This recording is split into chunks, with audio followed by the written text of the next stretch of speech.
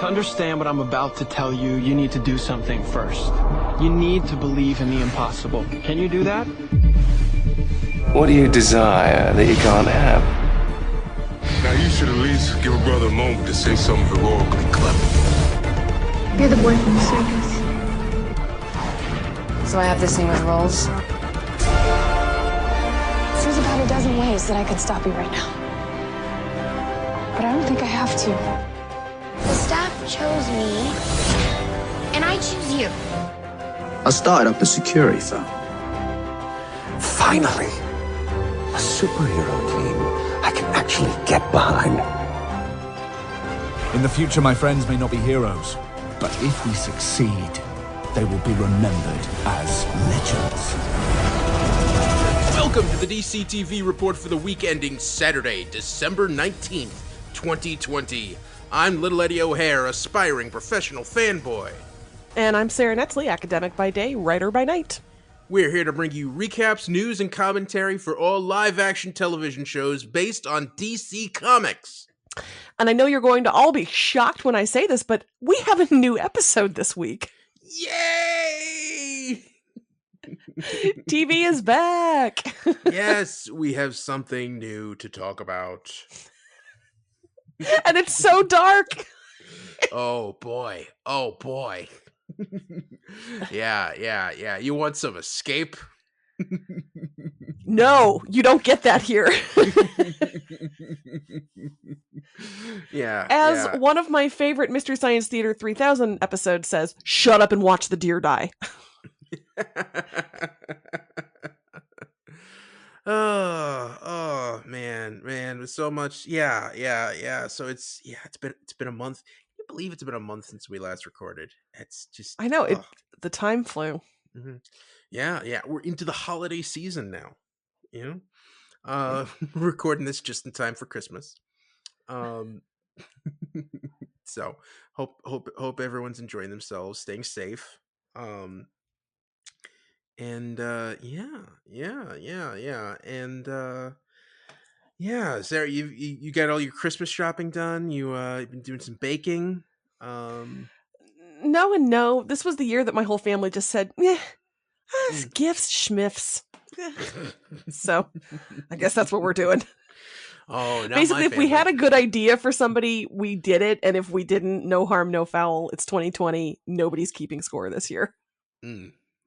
Yeah. Well, basically, my parents are the ones who came out and said, "No, we're still getting gifts, right? We're still doing gifts. We're doing gifts." Okay, actually, this happened to us when my sister and I proposed to my mother. Hey, what if we just don't do any gifts? And yeah, that sounds good. And then a week later, maybe just a couple gifts. Mom says, "What? Just a couple? Just give me a couple ideas." So, yeah. Yep. It's a very strange year this year. Oh, but that's okay. That's okay. I mean, it's not okay, but it's okay. I mean, no, but I hope everybody has a nice Christmas, whatever they're planning on, since, it's, Yeah. Whatever arrangements. Talking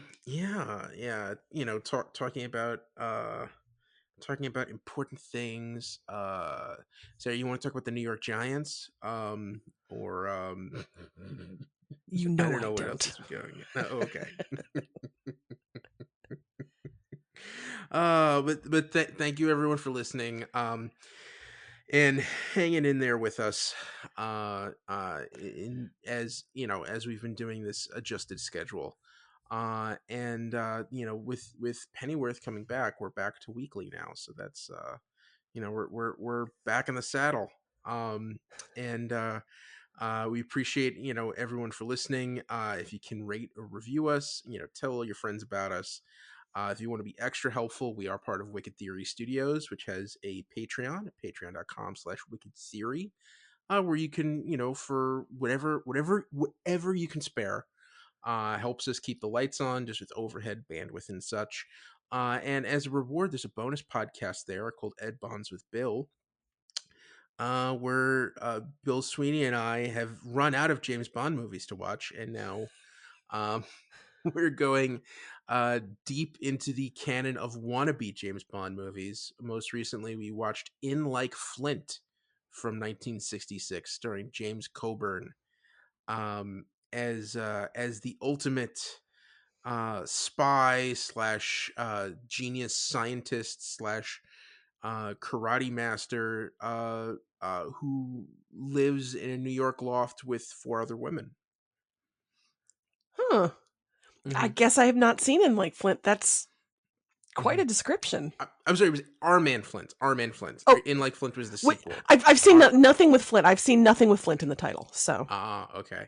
Sarah, it is fun. It is fun. It is yeah, it's a misogynist dream. Oh, great. Cool. Wonderful. So yeah, go check that out. And yeah, Sarah, you ready to dive right into the episodes? Yeah, let's do it. All right, let's start off with Pennyworth. Season 2 premiere, The Heavy Crown. Inspector Aziz paid Alfred and Company top dollar to abduct a high-level member of the Raven Union named Colonel Salt. Alfred made his mother anxious over his insistence that they planned to move to America. Bet Sykes found herself in charge of a detention center, asking an art student to name names. Thomas Wayne was promoted to London station chief with instructions to stay neutral. Last minute reveal. After watching a man's face melt from 11 seconds of exposure to storm cloud, Colonel Salt told his assistant he wanted victims' faces to look more pleasant. Merry Christmas, everyone. So my overwhelming thought as I was watching this premiere was, I have missed these crazy accents.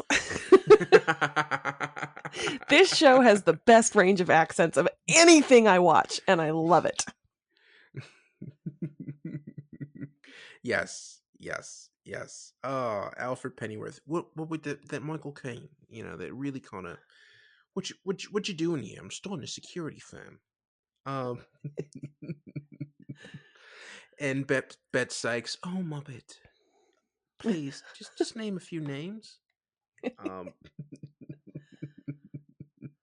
Yeah. This episode, and poor George Orwell. Poor George Orwell. I want to know, at what point in the literary canon did they get him? Had he written everything we've read of his, or did they get him before, they would have gotten him after 1984, right? Because that was 1948 that it came out. Yeah. I think he wrote most of his most popular works in the late 40s, early 50s. Okay. So. But yeah, they just stuck that thing in his ear. They just threw him alive in a fire. I cannot emphasize enough how I was not prepared for. I should have been, because it's not like it was a huge tonal shift from season 1. They just threw us right into the deep end of torture and burning alive, beating men to death with kettles. Yes, yeah. Colonel Salt means business. And and then immediately runs to his lady. For a chicken, but not a whole bird, just a cutlet.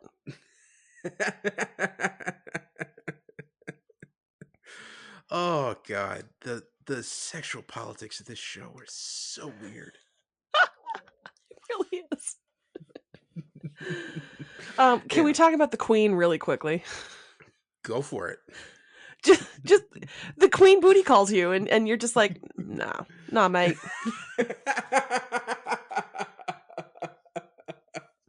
And not only that, you have your own mom deliver the your no thanks mom. Oh man. She knows it's the Queen. Jesus. So yeah. Just remember, we thought we'd gotten rid of the Ravens at the end of the last episode, and then poor Mr. Pennyworth, poor misguided Mr. Pennyworth decided to blow himself up along with the palace, and Alfred had to carry the Queen out of that burning building. And now the Ravens have taken over North England and have London surrounded. And the English League not really set up to handle the onslaught that the Ravens are about to unleash. So yeah, which brings us to Thomas Wayne. Yeah. Mustache still full in force Mhm. and newly affianced to somebody who's Yeah. not Martha. Yeah. So, Sarah, I need, because you're the person who I feel is best positioned to explain to me why he even bothered showing up at Martha's apartment. That's a really good question because I'm not sure what I don't know, and I feel like Martha said it like, "Why are you here then? What? We're Yeah. not friends. You don't, you don't control the work that I do. We're not Mhm. hooking up. So why are you?" Yeah. So I joined Martha in her confusion and her disgust and irritation. Just Martha was a queen this week. Yeah. And it was weird the way this episode was structured, because it felt like Martha was going to be a huge part, because she basically takes up like the whole first 10 minutes, and then we don't see her again until almost the very end of the episode. Yes, when she dismisses Thomas, the exit. Yeah, and this ended up focusing a lot more on Alfred, on his mission. And do you think his mom is going to go to California with him? She seems very, very disinclined to leave the country of her birth. Yeah. Yeah, and it's kind of weird, because you got to figure, like, is she? It's hard to say, like, is she in danger, or I guess the neighborhood could go to crap, but also, is it really best for her to leave right now? Or is Alfred even going to get that chance to leave? You know? Well, I mean, eventually he has to for Batman reasons, right? Yes, of course, yeah.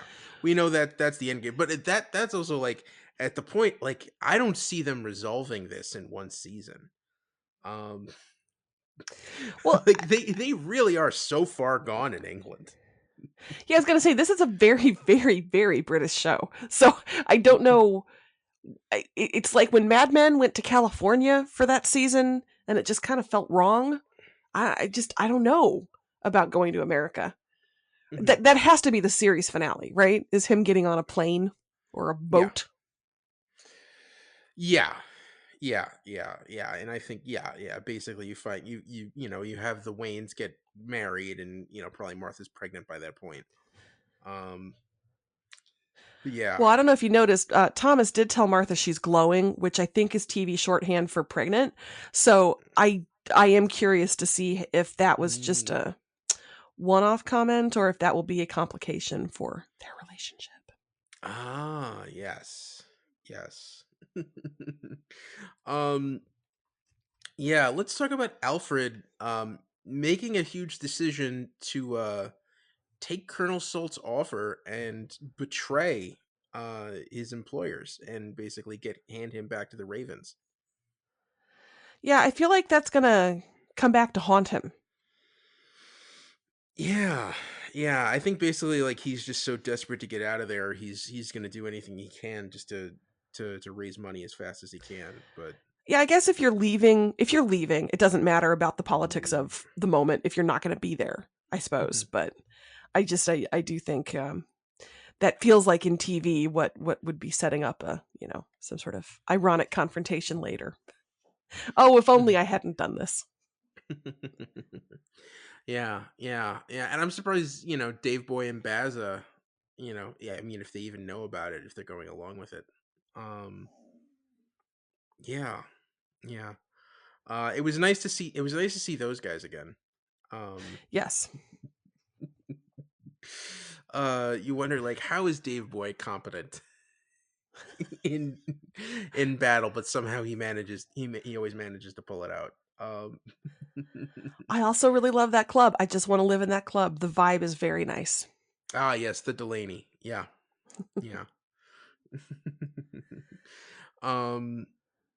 Yeah, and we see Sandra Onslow, the girl from the pub, is now dressed all in sequins, and is trying to do this singing career.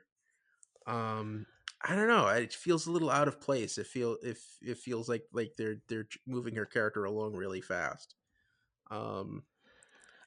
Okay, she was the only one who brought me joy this week because, Okay. she's singing, she's sparkly, she's living Mhm. her best life. Like, she's the, she's going to get murdered or they're going to, like, slice a vocal cord or something. Like, something bad is going to happen. But I was gonna say, remember the last showgirl, that I do. that Alfred got with, yeah, poor Esme, yeah, Esme. yeah. Lots of possibilities in this episode. Lots of possibilities. Lots of questions. I think it's exactly what you want out of a season premiere. Okay, I do have to circle back to that murder by kettle. That kettle didn't sound heavy enough to actually kill a dude. The sound of it sounded like very, very thin metal. And I guess if you wield it with enough rage, maybe, but it just sounded too lightweight. Yeah, no, That's but, my FX commentary. Yeah, I mean, like, it sounded light, but it was filled with mercury, and the Fair. exact place on the head where it hit, it burst a major artery. Yeah, so there was like internal hemorrhaging. Okay.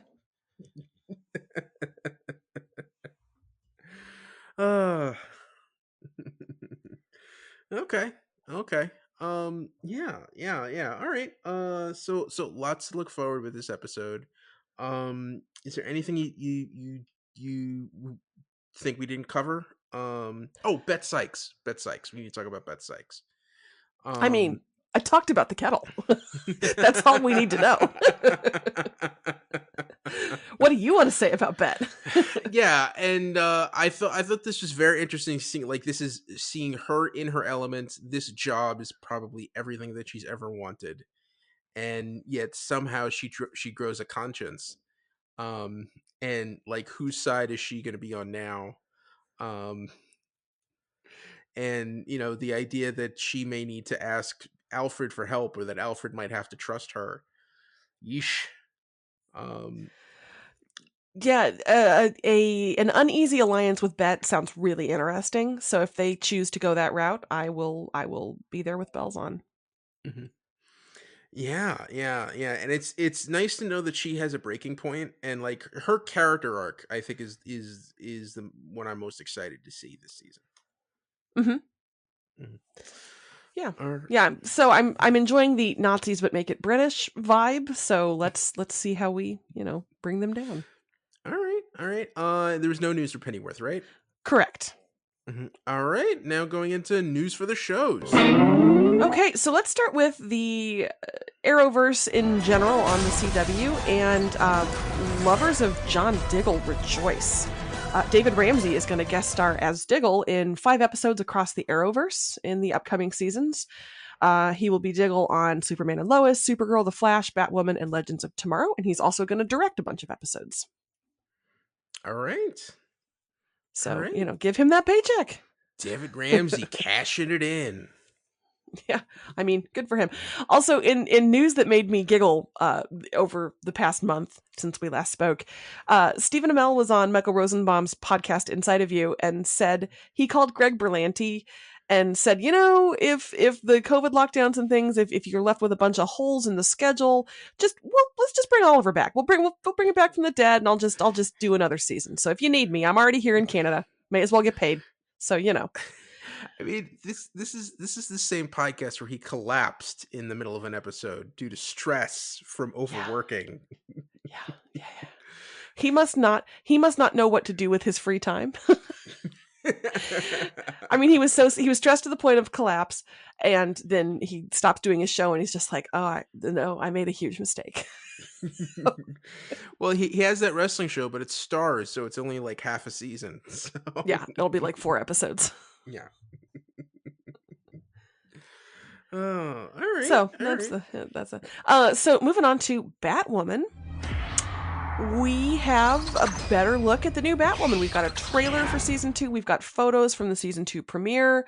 We see her in action. We see her in the costume. Ed, what do you think? I still don't know if I buy it. Not her. I think she's fine. This hang up I've had, the idea that we're just gonna make Kate Kane disappear, and I think it probably would have been much easier to recast that part. Yeah. But Batwoman's coming back soon, so we'll see. I think I'm gonna have to see how this episode works to make a determination.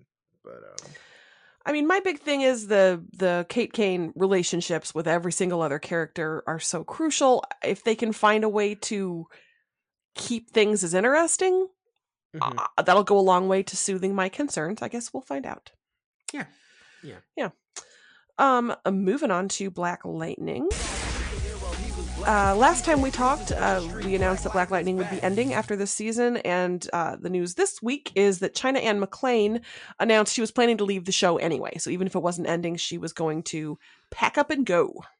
Ooh, and that would have been really harmful, I think, to the show, because it felt like so much of that is a family show, and almost like Black Lightning. The series is about him handing it off to his daughter. So to have the younger daughter leave would have been really hard to work around. So this is probably for the best. Yes. So I that was interesting, and she was pretty emotional as she talked about it. But I don't know. I'm interested to see what she does next. I think she's a great actress. She's very compelling. So yeah, we will see where she goes. But yeah, she was all set to leave anyway. Yeah. All right. Next we have The Flash. And this is just a peek at one episode in the upcoming season. We are going to Masonville in the 90s for what presumably is going to be some kind of flashback sequence where Barry is remembering a happy time with his mom and dad. It was mentioned many, many seasons ago that he had a good day with them in Masonville. The on-set photos that were shared involve a blockbuster. So it's the 90s. Yeah. Oh, blockbuster. Man, it's a shame. I mean, I was always a Palmer video guy myself. I grew up across the street from a video store. So that whole culture, the fact that's gone now. But cool. All right. Yeah. Wow. This is I guess I'm old now. We're at the point where we're nostalgic for the point when I was a little kid. Damn. All right. Yeah, let me tell you, they've come out with an American Girl doll from my childhood, the 80s, and that is as far away from now as the 40s were when I was a child in the 80s, and I hate it. So don't talk to me about being old, is what I'm saying. All right. Dun, dun. Superman and Lois music. We have a new suit for Superman. It's going to be a little sleeker, not the big thick cape straps. Big thick cape straps. Say that 5 times fast. A little sleeker belt, and most importantly, the shield is brighter. The S emblem is brighter on his chest. So. Cool. This pleases me. Yes, I'm all for it. That suit was ripe for a redesign. Yeah, if he's going to be the main character, it's got to look more comics accurate. All right. Yeah. Also, we have a little casting. Maxwell Lord, who was played by Adrian Pasdar in Supergirl, is now going to be played by Adam Rayner. So that will be a new. I liked Adrian Pasdar a lot as Maxwell Lord, so that is kind of a bummer. But what are you going to do? Yeah, I guess we can blame the crisis. Also interested because Pedro Pascal is playing Maxwell Lord in Wonder Woman 1984. So interested to see what different direction they go in with these performances. Okay, look, I'm very recently off the Mandalorian finale, and I'm still a little raw about it all. So, no spoilers here, but yeah, Pedro Pascal with his no mustache and golden blonde hair as Maxwell Lord is very upsetting too. So. And last thing about Superman and Lois is just a nice little thing, but the costume department has a plaque up in honor of Noel Neal, so they are remembering the OG Lois Lane on set, which is nice. Yes. That's cool. That's awesome. Yeah. Okay. Next, let's talk about a new show that's in the works for the CW called Naomi. And that is an Ava DuVernay project. Naomi's a newer character, premiered in last year, 2019. Ed, is that right? Yes, yeah. It was part of a new initiative. I forget the name of it, but DC Comics was putting out a bunch of new characters from across the multiverse, and this was one created by Brian Michael Bendis. Yeah, so that I don't know how far it says developing a series. I don't get a sense that it's for sure, but this is a lot of series is in development for the CW. Yeah, and basically, she's the character. It's I think it's like a teenage African American girl who has a beef with superheroes and decides to go investigating the multiverse, and shenanigans ensue. So shenanigans. So yeah, I don't know. I mean, Ava DuVernay, we know she's I think is she involved in the Wonder Girl series as well? No, I don't think so. And I'm okay. doing this from memory. This is her third DC project because she's doing DMZ for HBO Max. That's right. She's doing a movie, and I've forgotten what movie she's involved in, but there's a DC movie she's doing, and then this is going to be her third DC project. Yeah, New Gods is the movie. Yes. Yeah, she's working on the New Gods movie. So and I think we need to tell the CW to stop. Like that's enough. That's enough. We're full up. Series in development. It's already taking over your entire primetime your entire primetime lineup. There's no more space left for more superhero shows. So it does surprise me that they haven't diversified a little more, because what happens if/when the current taste for superheroes fades? I don't know. Yeah, but that's the thing. They just we're gonna stand strong, and the ratings bar to hit to get renewed on the CW is so low to begin with that even when those tastes change, I think it will take like another decade for them to get all the shows off the air. Very true. All right. Cool. What's next? All right. Moving on to Titans. This feels as inevitable as the tides, but there is going to be an episode set at Arkham Asylum this coming season. Now, will it be Arkham Asylum, or will it just be a dream that Dick has? I feel like you know things. I feel like you already are in on things. I do not know. No, because we've never met Bruce Wayne. This is just a dream that Dick had. True. Batman didn't go crazy and kill the Joker. We just saw that in a dream that Dick had. So, all right, Dick needs to take better sleep meds at night, I think. So, yeah. All right. Moving on to Doom Patrol. Y'all, this news made Ed do a literal spit take when we talked about it before recording, so I don't know that we can recreate the magic here, but Full Circle Cinema, which is not always the best source of news, but still is reporting that Doom Patrol may be adding 2 new characters, the Dead Boy Detectives. Jesus Christ. You gotta be kidding me, man. Just like as far out there. I mean, it's literally two kids who died in a mansion and decided to solve crimes. So imagine the Hardy Boys, except they're ghosts. I love how literal. So this show has Animal, Vegetable, Mineral Man, who is literally animal, vegetable, and mineral, and then possibly Dead Boy Detectives, which is just literally dead boy detectives. Yes, yeah. The only thing that's given me a little bit of caution is because those characters were created by Neil Gaiman, and I believe they originally appeared in the Sandman books. So I would think that those characters would be more likely to show up in the Sandman series. But if they're not using them, they're exactly the kind of weird thing that would show up in an episode of Doom Patrol. So why not? I mean, why not? Yeah. Good question. We can only hope. Yeah. Okay, moving on to another new show in development, Peacemaker. Peacemaker music.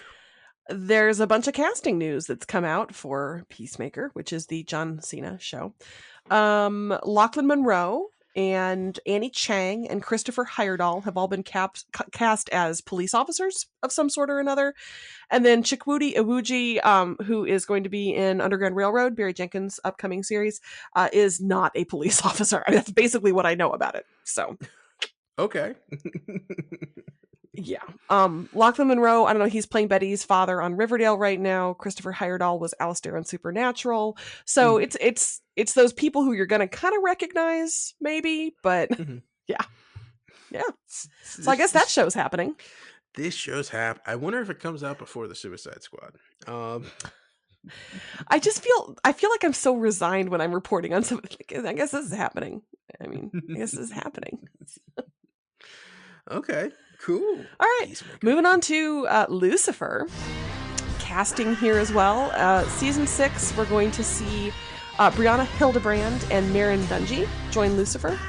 Maren Dungy, you may remember as Francie from Alias, part of the best girl fight ever on TV in the season 1 finale. Thank you very much.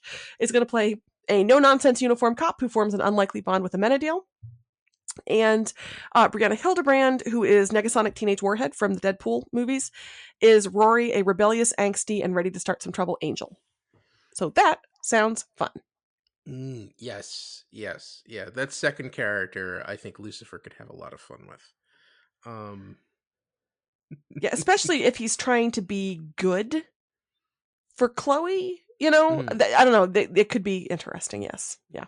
Yeah. If he's not the Lucifer she's expecting. So, and then the last bit of news for the week is for Why the Last Man, and that is that this show has a logo. I guess this show is happening. Well, let's see. It's a big Y, and then the Last Man stacked on top of each other next to the Y. Yeah. Sans serif font, black and white. Yep. Yeah. White letters and a black background, which I know always drives Bill Sweeney up a wall. But I'm really sad we don't have him zooming in to just, give his 15-second assessment of this graphic design. Yeah. Is this show happening? Look, it says coming to FX on Hulu. They wouldn't lie to us, would they? I suppose not. All right.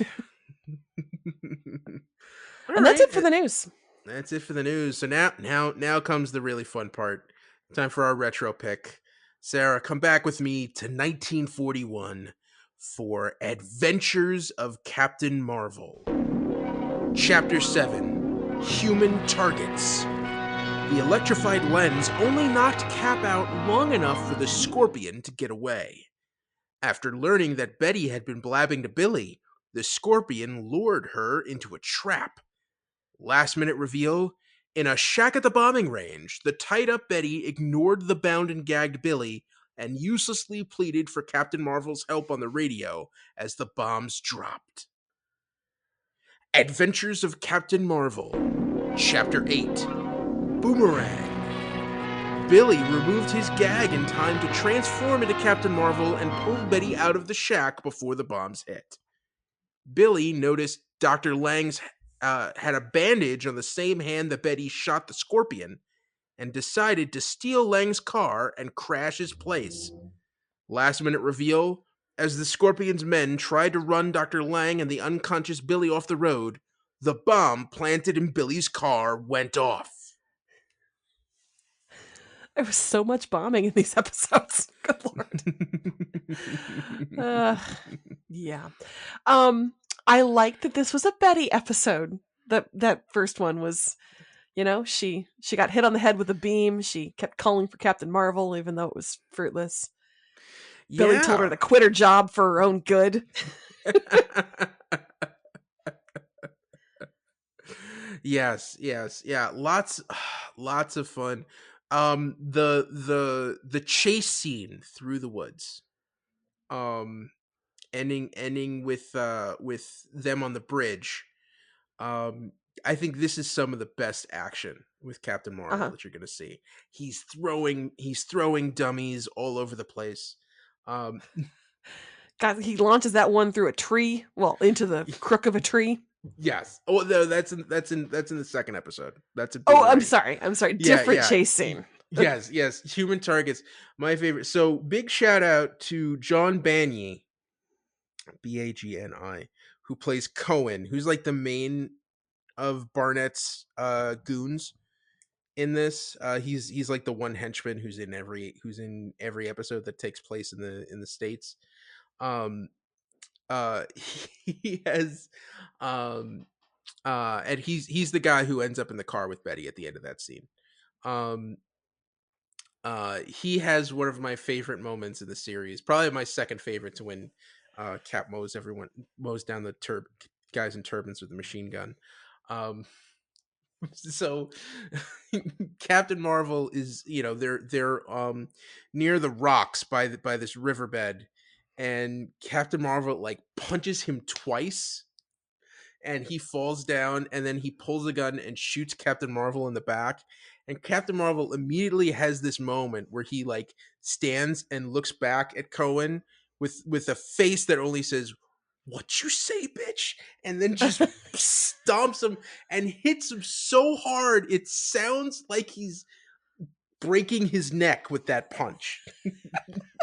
This was the episode where Captain Marvel just kept slapping people? Yes.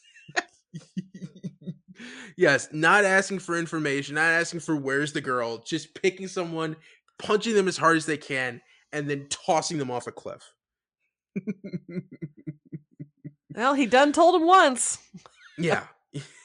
And in that, the one guy gets thrown off the cliff, and then Betty gets so dizzy that she faints, and Captain has to grab her, and we see a great wide shot of him carrying her off the bridge.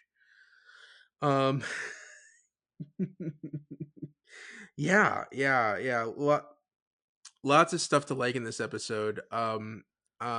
Billy is so smart to realize that Betty's in trouble and to go after her, and tell Whitey to stay behind and mind the phones. Now I gotta play nursemaid to a telephone all day. Yet, Captain Marvel does not notice Cohen waiting beside her car. And she ends up getting brought to the Scorpion anyway. That seems kind of short-sighted on Billy's part, don't you think? Yeah, yes. Yeah, a little bit. But look, he had a very busy afternoon punching dudes, so, So yeah. So Sarah, what did you think of all the talk about radio frequencies in this episode?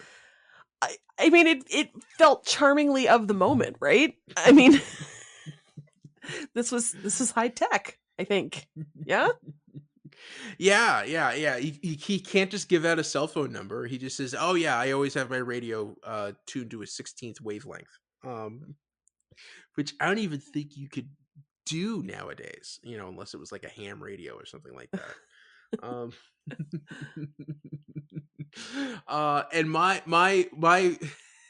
I think it's very charming that the Scorpion just happens to own a shack at the bombing range.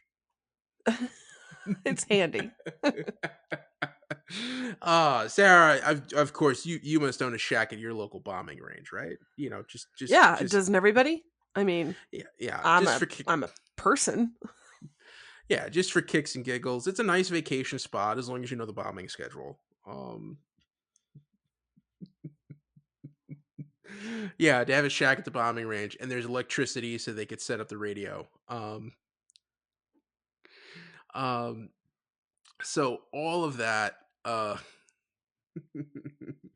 Yeah, and of course, one of the many instances where Frank Coughlin Jr. gets Betty gets tied up, but Billy's gagged. Even though they don't know that he can say the magic word. Um, we need to have that reason where he can't just say the words; he has to have something in his mouth to prevent him from speaking. And I like that he really did struggle with that gag. Like he really, if only I was free. Yeah, and and then moving on to Boomerang. So in chapter 7, Betty actually comes face to face with the Scorpion. And although she doesn't see his face because he's wearing the mask, she does shoot him in the hand. And and Sarah, what happens at the next meeting of the Malcolm group? Well, Billy proves that he's a detective and is like, wait, you have a wounded hand. So does the Scorpion. You're the Scorpion. And I thought we had it cracked. It's Dr. Lang. It's one of the white dudes I can't tell apart. Yay. We know who the Scorpion is. Case closed, right? Yeah. I mean, Mr. Malcolm seemed pretty suspicious, and Tal Shatali seems to have a short temper. But Dr. Lang, I mean, geez, it's got to be him, right? Well, I don't know. First off, they're in California. They're this. I mean, they don't say it's California, but like, it looks pretty hot outside. The idea that Dr. Lang would be having a heavy raincoat and a hat seems a little suspect. Just because we need a disguise for Billy to hide in. But also, when Whitey is driving Dr. Lang to his compound, Dr. Lang still has still has another trench coat and hat. So I'm thinking, then whose did Billy steal? Like what? Well, don't you keep extras in your bombing shack that you can? Oh yes, yeah. Oh yeah. We gotta stop quick at the bombing range. I gotta grab my hat and go from the shack. Yeah, and thankfully Whitey's a safe driver and did not go over 50 miles an hour.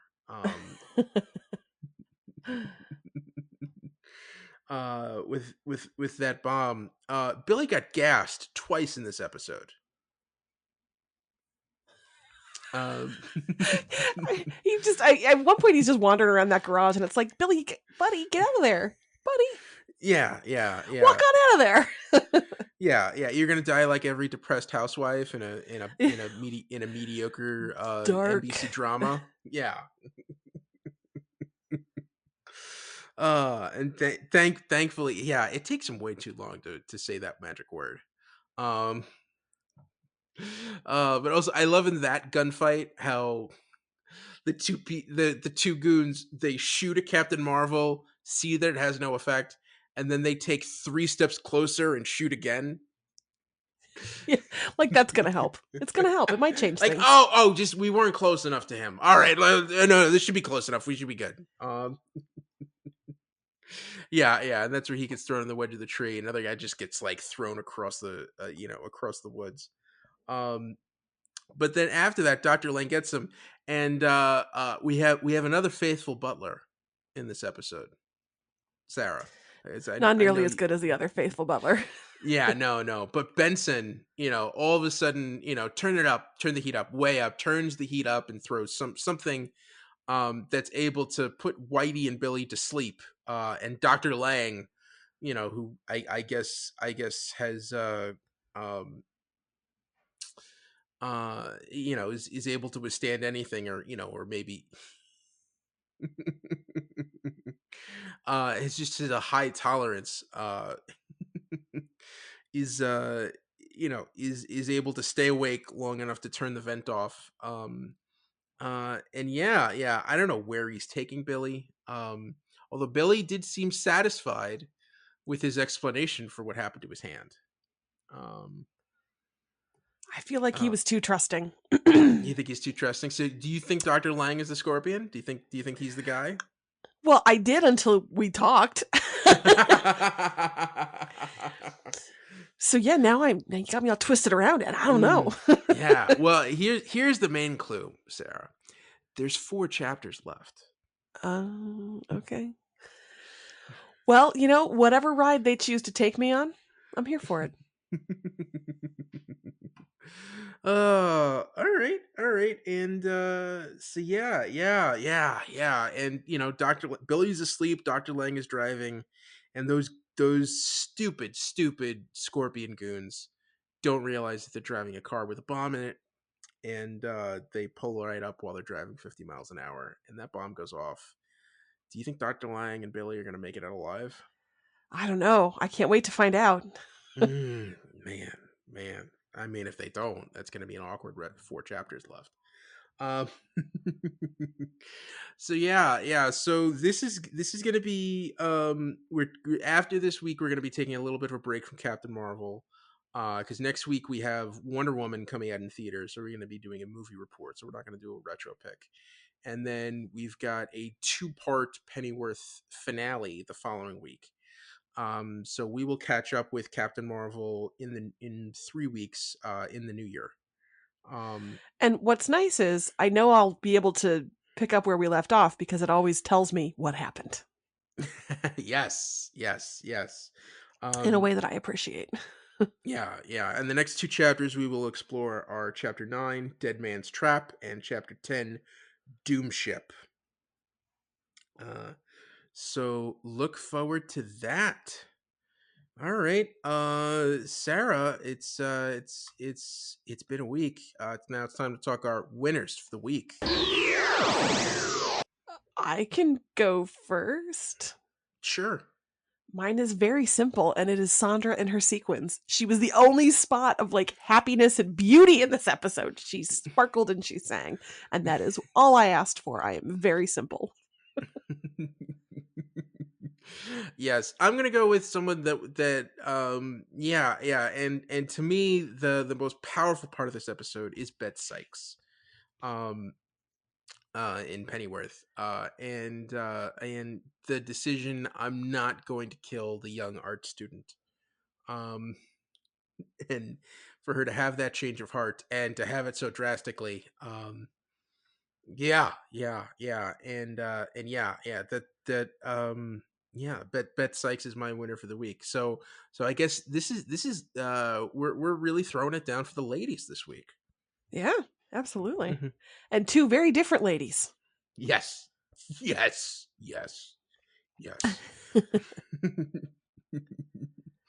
All right, Sarah, we did an episode. Look at us. So exciting. As we mentioned, next week we have another Pennyworth, and we're going to have our first DC movie report in a while. I think our first since Birds of Prey. Back in the olden times. The olden times. Oh, man. And I'm going to try my hardest to see that movie in a theater as it was meant to be screened. And I am going to watch it on HBO Max. The dying medium. Go. Oh, man, it's so sad. But okay. But we're back, baby. We're back. I'm excited. All right. That's the DC TV report for this week, for this month. You can find us on Twitter. I'm at Edward O'Hare. I'm at Little Eddie O'Hare. And I'm at Sarah Netzley, SaranEtzley. And follow the show on Twitter at DCTV Report. Send along your emails, dctv@wickedtheory.com. Also, be sure to subscribe to our show on your podcast app of choice and rate and review us. That helps more people find us. Check out our sister show, the Wicked Theory Podcast. This has been a Wicked Theory Studios production. Executive producer, Bill Sweeney. Visit us at wickedtheory.com. Shazam, everybody. Shazam. Shazam.